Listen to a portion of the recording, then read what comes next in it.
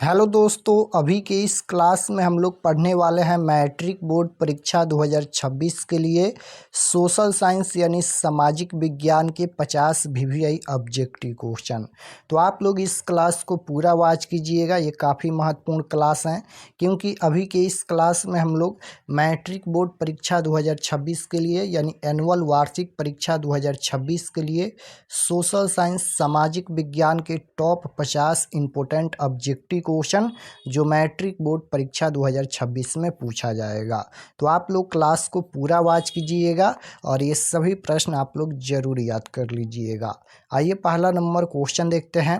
तो first question यहाँ पर पूछा गया है कि किस खनिज को उद्योगों की जननी कहा जाता है। बताना है कि किस खनिज को उद्योगों की जननी कहा जाता है, सोना को या तांबा को या लोहा को या मैग्नीज को। किस खनिज को उद्योगों की जननी कहा जाता है, तो लोहा को right answer option number C हो जाएगा। किस खनिज को उद्योगों की जननी कहा जाता है, तो लोहा को ऑप्शन नंबर सी बिल्कुल राइट आंसर। क्वेश्चन नंबर 2 पूछा गया है कि सर्वोत्तम कोयले का प्रकार कौन सा है। सर्वोत्तम कोयले का प्रकार पूछा गया है यानी सबसे अच्छा कोयला कौन है, एंथ्रासाइट, पीट या लिग्नाइट या बिटुमेन्स। तो सबसे अच्छा कोयला कौन होता है, तो सबसे अच्छा कोयला एंथ्रासाइट होता है और सबसे घटिया किस्म का कोयला पीट कोयला होता है। तो दोनों आपको याद रखना है। सर्वोत्तम कोयले का प्रकार कौन है यानी सबसे अच्छा कोयला एंथ्रासाइट है। ऑप्शन नंबर ए बिल्कुल राइट आंसर हो जाएगा। एंथ्रासाइट सर्वोत्तम कोयले का प्रकार है और सबसे घटिया किस्म का कोयला पीट कोयला होता है। क्वेश्चन नंबर 3 पूछा गया है, इटली का एकीकरण कब पूर्ण हुआ। बताना है कि इटली का एकीकरण कब पूर्ण हुआ यानी इटली का एकीकरण कब पूरा हुआ था, तो 1871 में। Right answer option number B हो जाएगा। इटली का एकीकरण कब पूर्ण हुआ, 1871 में।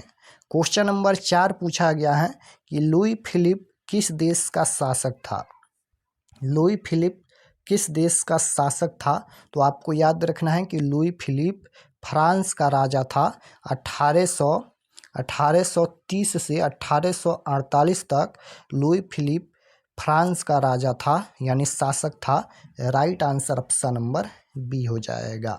ऑप्शन नंबर बी बिल्कुल राइट आंसर होगा। क्वेश्चन नंबर 5 पूछा गया है कि ककोलत जल प्राप्त बिहार के किस जिले में स्थित है। ककोलत जल प्राप्त बिहार के किस जिले में स्थित है, तो राइट आंसर हो जाएगा नवादा में। ऑप्शन नंबर बी बिल्कुल राइट आंसर हो जाएगा। क्वेश्चन नंबर 6 पूछा गया है कि किस देश की सीमा बिहार से जुड़ी है। किस देश की सीमा जो है वह बिहार से जुड़ी है, तो नेपाल की सीमा जो है बिहार से जुड़ी है। ऑप्शन नंबर ए बिल्कुल राइट आंसर हो जाएगा। क्वेश्चन नंबर 7 पूछा गया है, गठबंधन की सरकार बनाने के लिए किस प्रकार की दलीय व्यवस्था की जरूरत है। तो गठबंधन की सरकार बनाने के लिए किस प्रकार की दलीय व्यवस्था की जरूरत है, तो बहुदलीय व्यवस्था से ही गठबंधन की सरकार बनता है। Right answer option number C हो जाएगा, बहुदलीय व्यवस्था। क्वेश्चन नंबर 8 पूछा गया है कि भारतीय जनता पार्टी के प्रथम अध्यक्ष कौन थे।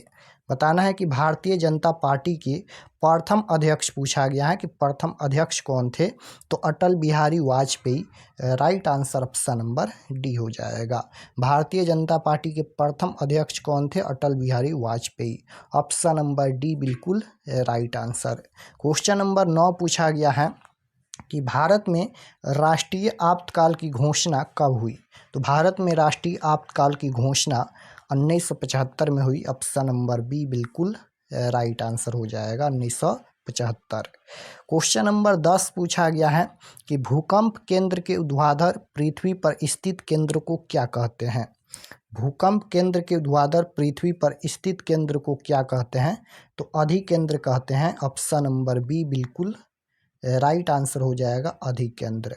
क्वेश्चन नंबर 11 पूछा गया है कि सुनामी संबंधित है। सुनामी जो है वह संबंधित है, तो सुनामी संबंधित है समुद्र से। ऑप्शन नंबर सी बिल्कुल राइट आंसर हो जाएगा, समुद्र से। क्वेश्चन नंबर 12 पूछा गया है कि संपूर्ण क्रांति का नेतृत्व किसने किया? तो संपूर्ण क्रांति का नेतृत्व जयप्रकाश नारायण ने किया पटना के गांधी मैदान में। ऑप्शन नंबर डी बिल्कुल राइट आंसर हो जाएगा। बिहार में संपूर्ण क्रांति का नेतृत्व किसने किया? Jayaprakash Narayan.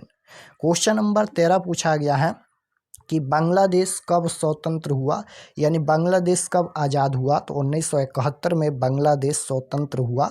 Option number C बिल्कुल राइट आंसर हो जाएगा 1971 में। क्वेश्चन नंबर 14 पूछा गया है कि अर्थव्यवस्था होती है, तो अर्थव्यवस्था 3 प्रकार की होती हैं। Right answer option number C हो जाएगा। क्वेश्चन नंबर 15 है, निम्नलिखित में कौन केंद्र शासित प्रदेश है? तो केंद्र शासित प्रदेश कौन है? तो चंडीगढ़ यहाँ पर केंद्र शासित प्रदेश है। ऑप्शन नंबर सी बिल्कुल राइट आंसर हो जाएगा।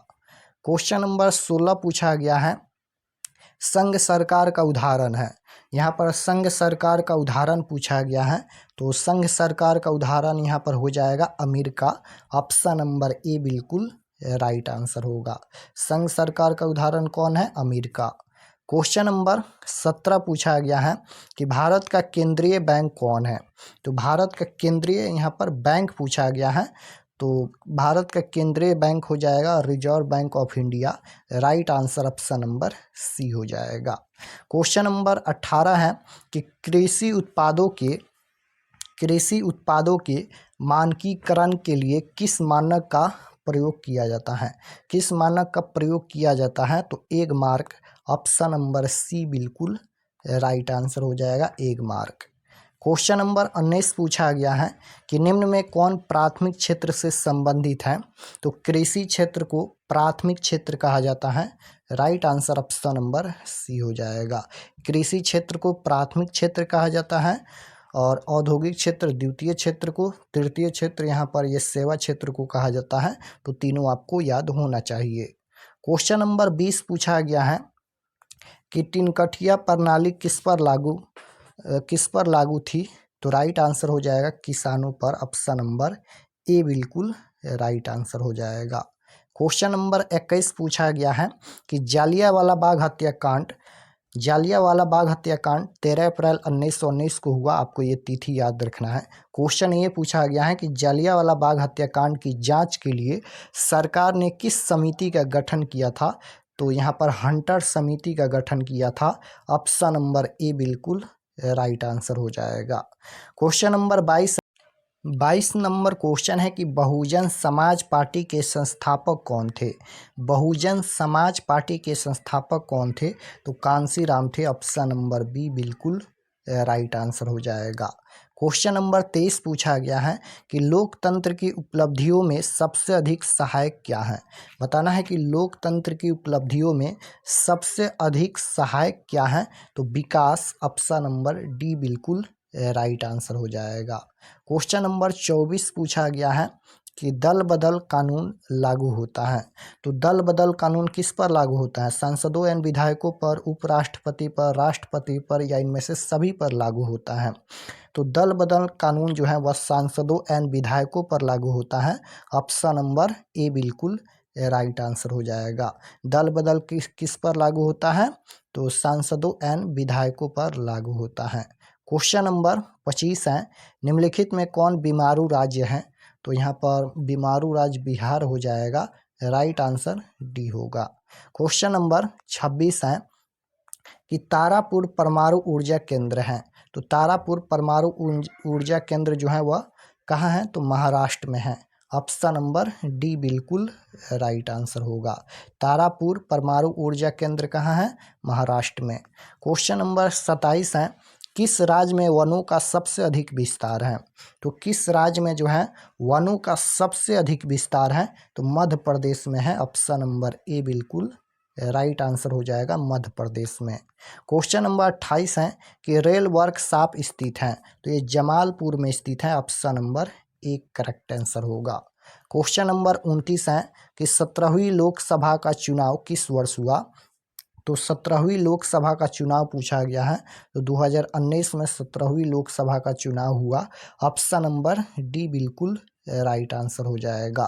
क्वेश्चन नंबर 30 पूछा गया है कि निम्नलिखित में कौन रबी फसल है, तो रबी फसल गेहूं हो जाएगा, राइट आंसर सी हो जाएगा। खरीफ फसल धान होता है।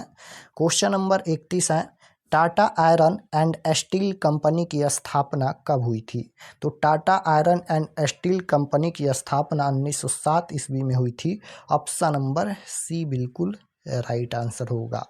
क्वेश्चन नंबर 32 है, बिहार का सबसे बड़ा नगर कौन है, तो बिहार का सबसे बड़ा नगर पटना है, right answer option number A होगा। 33 नंबर क्वेश्चन है कि कुशेश्वर स्थान किस जिला में स्थित है, तो ये दरभंगा जिला में स्थित है, ऑप्शन नंबर डी बिल्कुल राइट आंसर होगा।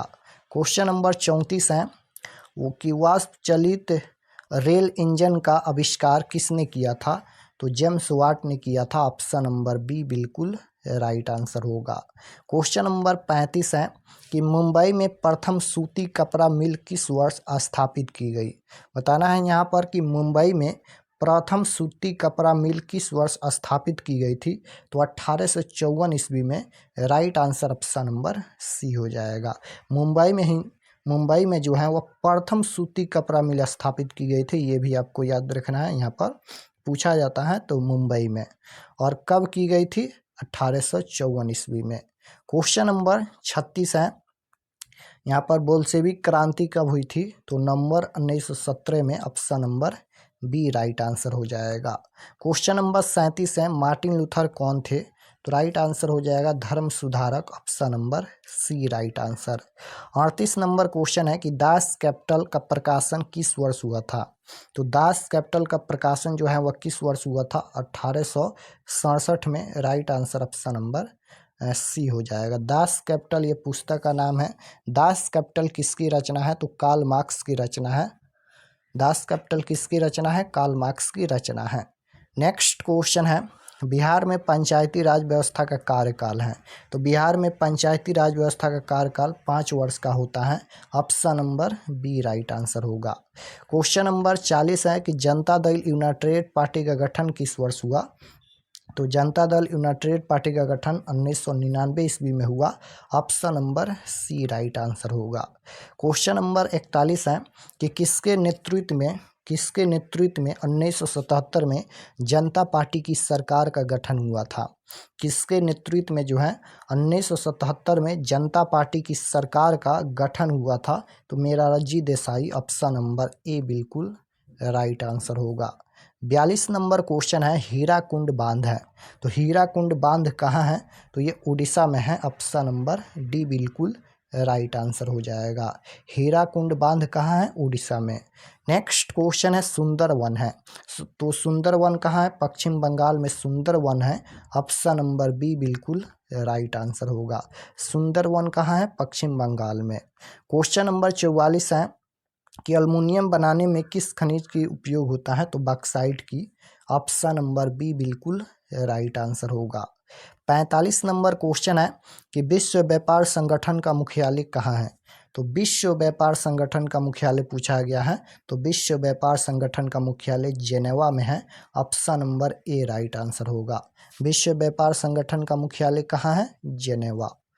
नेक्स्ट क्वेश्चन है कि विश्व व्यापार संगठन यानी WTO की स्थापना कब हुई थी, तो विश्व व्यापार संगठन की स्थापना 1995 ईस्वी में हुई थी, ऑप्शन नंबर सी बिल्कुल राइट आंसर होगा। विश्व व्यापार संगठन की स्थापना 1995 ईस्वी में।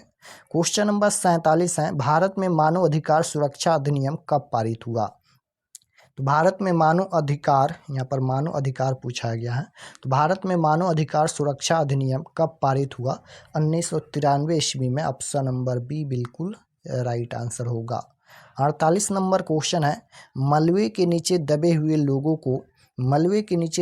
लोगों को पता लगाने के लिए किस यंत्र की मदद ली जाती है, तो इंफ्रारेड कैमरा की मदद ली जाती है, ऑप्शन नंबर बी बिल्कुल राइट आंसर होगा।